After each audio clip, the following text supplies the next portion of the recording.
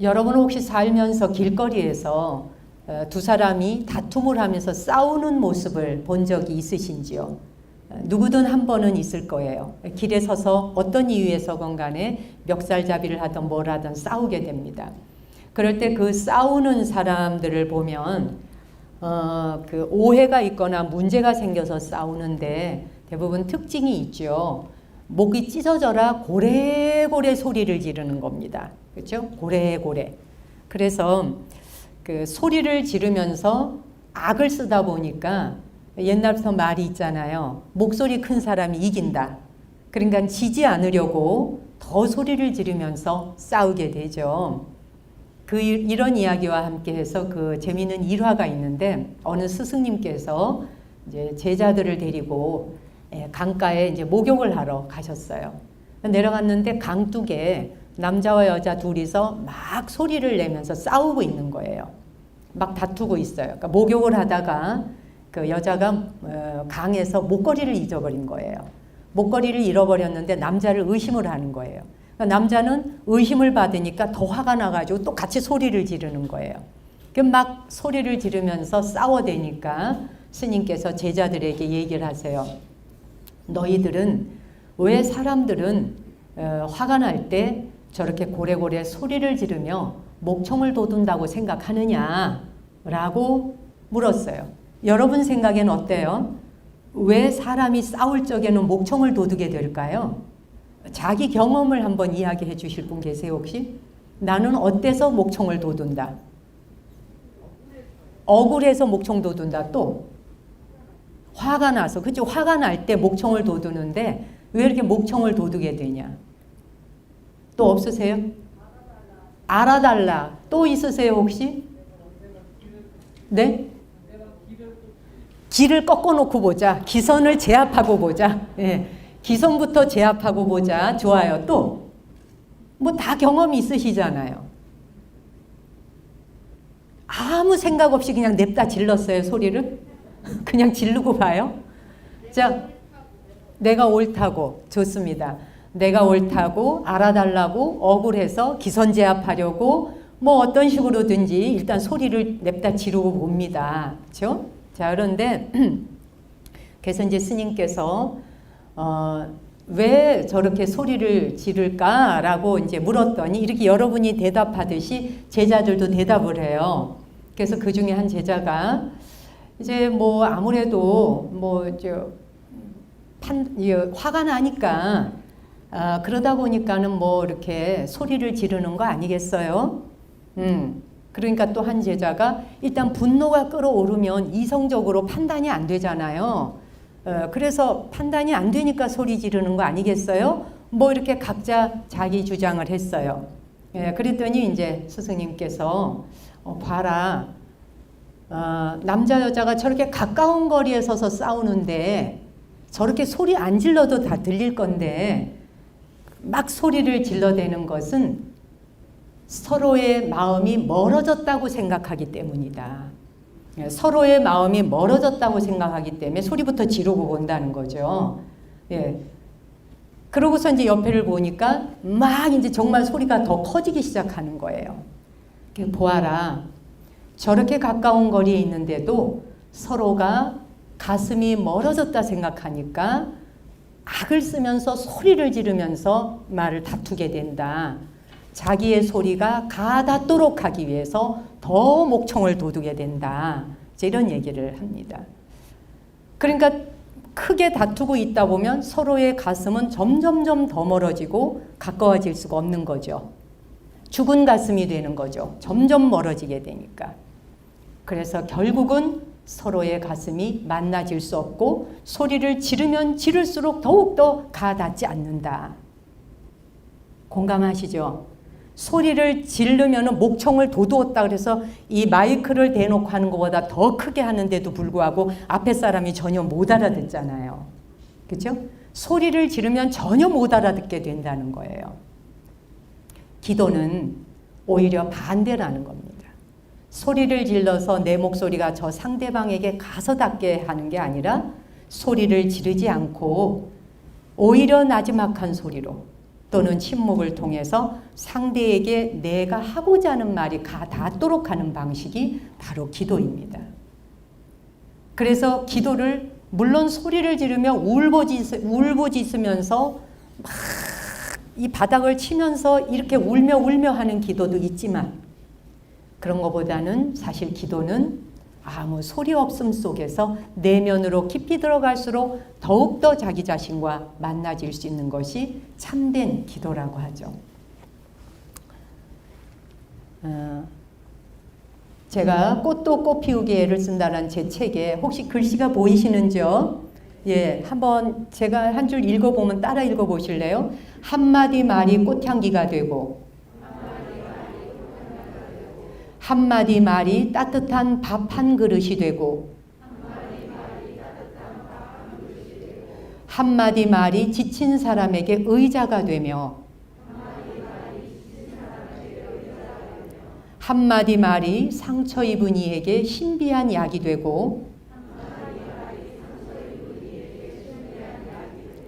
내가 하는 말 한마디가 어둠을 밝히는 등불 되게 하소서.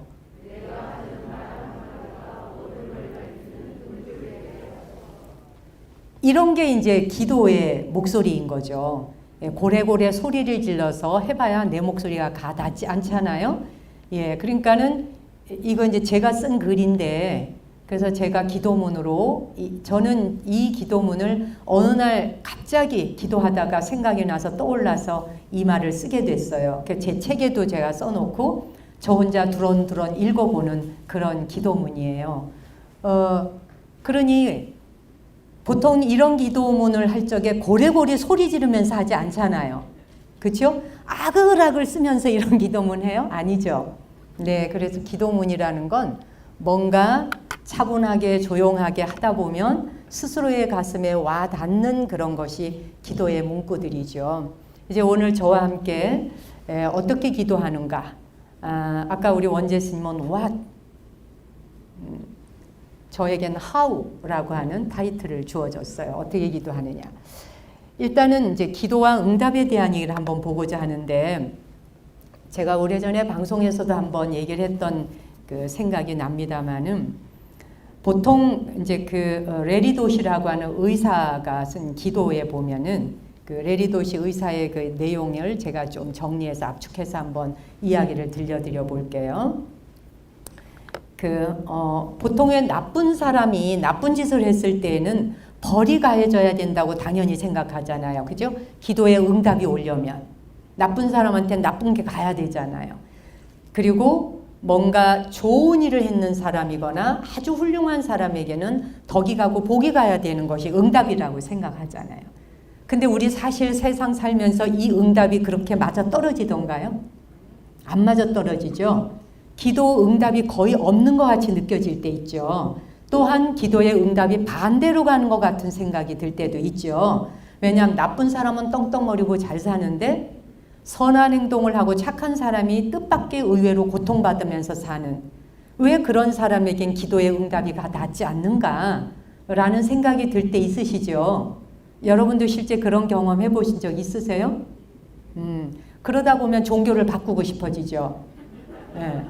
종교를 바꾸거나 아니면은 사찰이라도 불자라면 2절에서 저절로 절이라도 한번 바꿔보고 싶은, 왜냐하면 기도의 응답이 어느 절에선가 있을 것 같아서 찾아다니게도 되잖아요. 세상은 이렇게 나쁜 짓 한 사람이 오히려 건강하게 오래 살고 그리고 착한 사람이 일찍 죽는 경우가 굉장히 많아요. 그리고 착한 사람들이 오히려 더 당하는 경우가 또 많아요. 그렇죠? 그래서 그 프랑스의 기적의 샘물이라는 말 들어보신 적 있죠? 예, 루르드 샘물이라 그래서 그 샘물을 발견한 그 여인이 이 샘물을 발견했을 때 성모 마리아가 바로 그 앞에서 나타났다. 성모 마리아를 만났다고 하는 것 때문에 그 이야기가 전해지자 수많은 사람에게 프랑스의 루르드 그 샘물이 엄청나게 많은 사람들에게 불치병을 치유하는 데 쓰여지는 수천 건이 발견이 되고, 정작 이 샘물을 발견한 그녀는 그 혜택을 받지 못했어요. 35살에 골암으로 사망을 합니다. 그리고 20세기의 최고의 성자라고 일컬어지는 크리슈나무르티, 전 세계에 수백만 명이 스승으로 떠받들어 모시는 분인데 그분 또한 췌장암으로 사망을 하게 됩니다. 또 마하리시라고 하는 힌두의 유명한 성자가 있죠. 존경받는 분인데 마하리시가 길을 걸어가면 길에 깔려있던 화초들의 가시가 저절로 다 물러갔다, 이런 말이 전해올 정도로 그런 대단한 성자이십니다. 그런데 이 마하리시라고 하는 이 존경받는 스승은 위암으로 사망을 했어요. 네. 뭐 이렇게 이 레리도시 이야기는 그래요. 돌아가신 성자들의 죽음을 보면 일반인이 상상하는 것이 아니다. 일반 사람과 똑같은 방식으로 세상을 떠났다. 심지어 부다조차도 상한 음식을 드시고 식중독을 만나서 열반에 드시는 계기가 될 정도로 우리 일반인이 생각할 때 성자, 깨달음을 얻으신 분, 이런 분들의 죽음은 뭔가 일반인하고 다르지 않을까라고 생각한다는 거죠. 그리고 달라야 한다고 생각을 하는 거죠. 그게 다르지 않으면 어찌 그걸 성자라 말할 수 있을까라고 많은 사람들이 생각을 합니다. 어쨌든 성자들의 세계적인 스승들이 인멸하시게 되고 돌아가시게 된 과정은 일반 사람들이 기대하고 바라는 바에 부응하지 않는 방법으로 돌아가시게 된 사례가 많습니다. 근데 반대로 가지가지로 악한 짓을 하고 살생을 그냥 이 파리 잡는 것보다 쉽게 생각할 정도로 그렇게 사람을 그 살인마 있잖아요. 살인마. 근데 이런 사람들이 백수를 누리는 경우가 있잖아요. 그리고 병이 없어, 첫째. 아픈 데가 별로 없는 경우들도 많다는 얘기예요. 도대체 이게 뭐냐는 거죠. 여러분 생각할 때는 이게 정말 뭘 것 같아요. 그렇죠? 자, 그래서 한번 보자는 거예요. 기도의 응답이라는 게 성자들이 질병에 걸리면, 즉 깨달으신 분이 질병에 걸리면 그건 영적으로 진정한 스승이 아니다라고 말할 수 있는가? 그렇죠? 저분은 훌륭한 분이 아니야.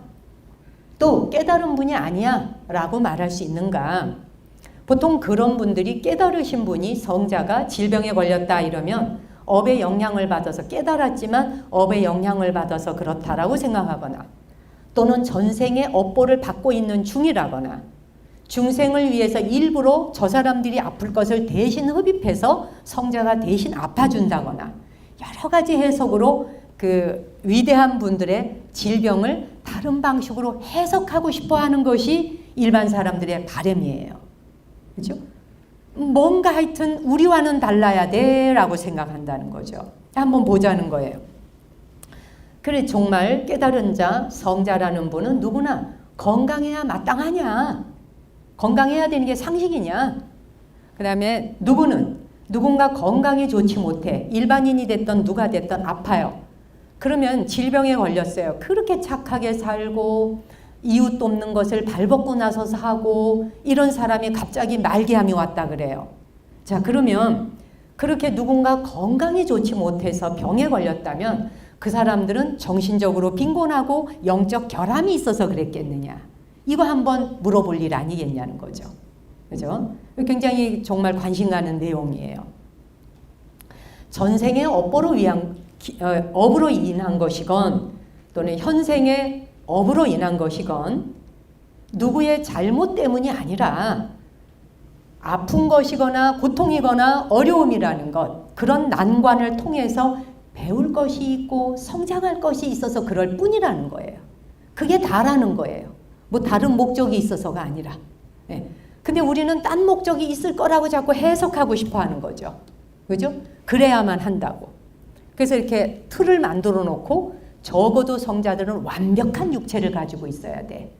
네. 피곤하지도 말아야 돼. 아프지도 말아야 돼. 라고 생각한다는 거죠. 그런 일은 일어나지 않는다는 거죠. 이런 망상을 깨자는 거죠.